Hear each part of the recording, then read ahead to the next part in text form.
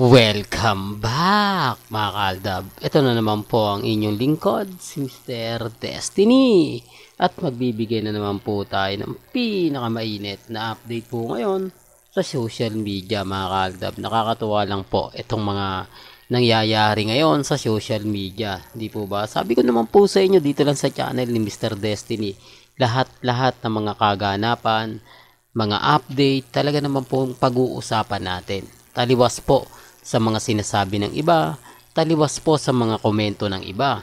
Ngayon mga kaaldab, ang bidang-bida kundi walang iba kundi si Maine Polkerson. Marami tuloy nagsasabi mga kaaldab na pinambungad lang si Mengay nung Sabado para nga po raw makatutukan ng mga viewers dahil malakas nga po raw ang showtime at ang Eat Bulaga tape. Kaya daw po pinapunta si Mengay sa barangay. Marami kasi nagsasabi, wala na nga po ba si Zombie? Ano na nga po ba nangyari? Medyo marami mga senaryo. Hindi po ba? Sabi ko nga po sa inyo, sa bagay na ganyan, hindi tayo updated.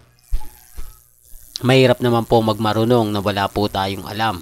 Hindi po ba? Sabi ko nga po sa inyo, kapag hindi na rin siya nagkiklik at hindi na nga po umaayon, normal lang po yun, di po ba? Sabi ko nga po sa inyo, dito lang po sa channel ni Mr. Destiny. Lahat-lahat ng mga kaganapan, lahat-lahat ng mga update na gusto nyo lang pong malaman, pupunta lang po kayo dito sa channel ni Mr. Destiny. Para updated po kayo sa mga latest at sa mga bagong video po na ilalabas naman po natin. Ang dami kasing mga komento, ang daming mga sinasabi, ang daming ganito, ang daming ganun, ang daming ganyan. Chill lang tayo. Di po ba? Ilan naman po yung importante. Sabi ko nga po sa inyo, pagdating po dito sa channel ni Mr. Destiny, kumbaga, tutok lang po kayo lagi.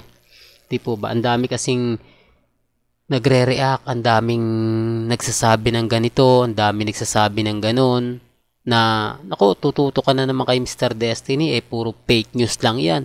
Lahat ng mga binabalita niyan, hindi maganda at hindi kaaya-aya. Lahat pumapabor sa kanya, lahat ng mga sinasabi niya puro panlilinlang lang.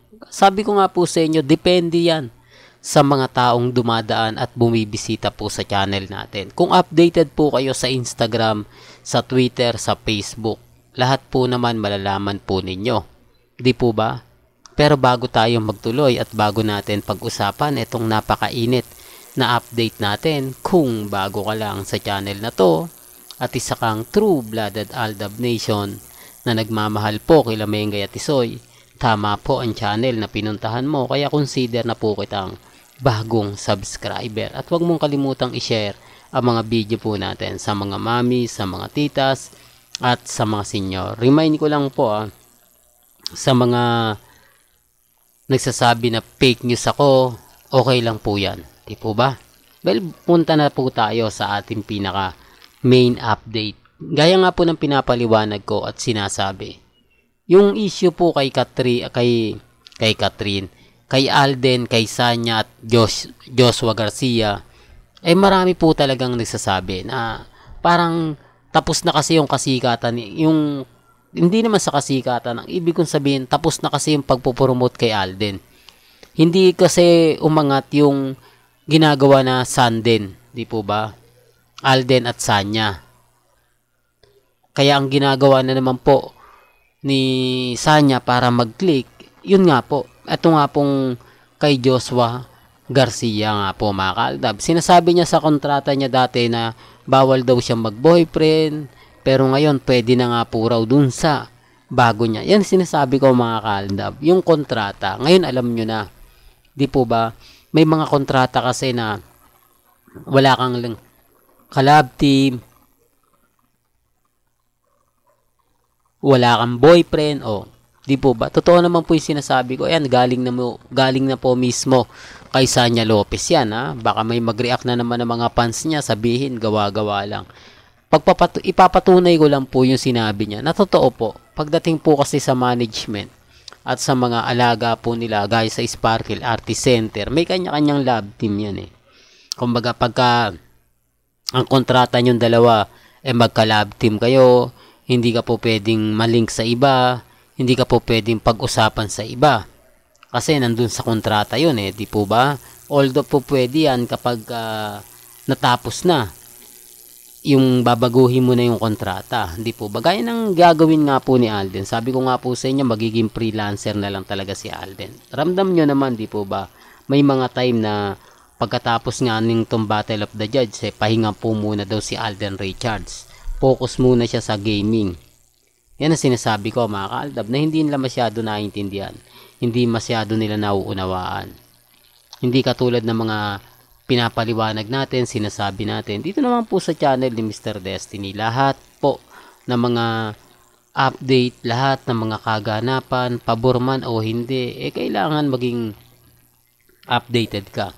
Kailangan lahat ng mga gusto nyo pong mapanood, mapakinggan, kailangan, di po ba? Sabi ko nga po sa inyo, kumbaga timing lang, di po ba? Sa mga nagre-react, at sa mga nagko-komento na wala daw katotohanan.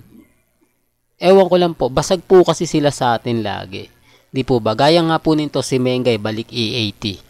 Wala na naman siya sa barangay. Sabi ko nga, gumagawa po sila ng bago. Nag-e-experiment po ang E80 kung magkiklik nga po ba o hindi. Di po ba? Yun naman po yung punto ron eh. Kapag ka nakaagaw atensyon, itutuloy-tuloy nila. Pero pag hindi nag-click, wala. Di po ba? Gaya na sinabi natin, depende po yan sa mga nanonood. Depende po yan sa mga reaksyon ng mga netizen. Hindi na siya ganun kalakas. Sabi nga po ng iba, hindi na daw po kumbaga maganda na nasa barangay si Mengay kasi pang studio na lang daw po siya. Tapos ang sinasabing po pwede sa barangay, walang iba kundi si Atasha Mulak dahil baguhan, mainit, talagang kailangan di po ba, magparamdam. Sabi ko nga po sa inyo, dito lang po sa channel yan ni Mr. Destiny. Kaya tutok na lang po kayo. Well, hanggang dito na lang po yung updates natin. Kaya kung gusto nyo pa po ng pinaka-latest at sariwang update, abay tumutok lang po kayo dito sa channel ni Mr. Destiny para updated po kayo sa mga latest at sa mga bagong video po na ilalabas po natin maya-maya lang. Hanggang sa muli, salamat po sa panonood at pakikinig.